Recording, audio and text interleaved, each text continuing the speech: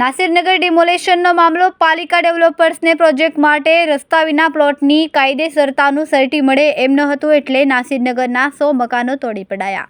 Municipal, police અને બિલ્ડરનું સુનિયોજિત ષડયંત્ર. મંજૂરી નથી છતાં પ્રોજેક્ટનું કામ પણ શરૂ થયું નથી.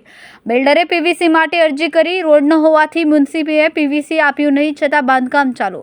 ડિમોલેશન કાંડની તપાસ માટે 6 સભ્યોની હાઈ પાવર કમિટીમાં 2 ડેપ્યુટી કમિશનર, જુનિયરને અધ્યક્ષ, સિનિયરને સભ્ય બનાવાયા. રાજકીય ઇશારે બિલ્ડર સાથે મિલીભગત કરનારા જવાબદાર અધિકારીઓને બચાવી લેવાનો કારસો. પહેલેથી જ વિવાદિત અધિકારીઓએ કમિટીમાં જે પ્રકારે આજે લગભગ 10-11 દિવસ થવા આવ્યા છે ને, જે કાર્યવાહી થવી જોઈએ એ પ્રકારે કંઈક ને કંઈક ચાલતું હોય અને મારા લેવલે હું રજૂઆત કરવાનો છું અને કરી છે યોગ્ય જગ્યાએ. મને લાગે છે કે જે પ્રકારે અત્યારે પણ જે કોર્પોરેશન દ્વારા જે કમિટી બનાવવામાં આવી છે એ કમિટી મને એની સક્ષમતા નથી દેખાતી. ઉચ્ચ સ્તરીયના તપાસ થવી જોઈએ, કારણ કે જે પ્રકારે કાર્યપાલક લેવલના અધિકારીઓ અને તેનાથી ઉપરના અધિકારીઓ પણ આમાં સામેલ હોય એવું જણાય છે.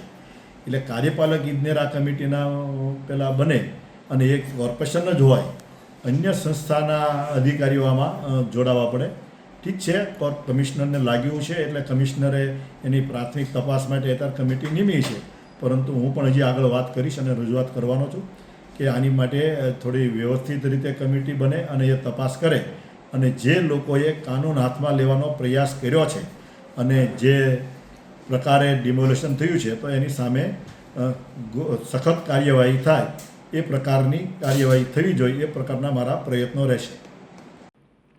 કેમેરામેન સેનિલ વિરાણી સાથે વિશાલ ચેટા, માનવ પ્રભા ન્યૂઝ.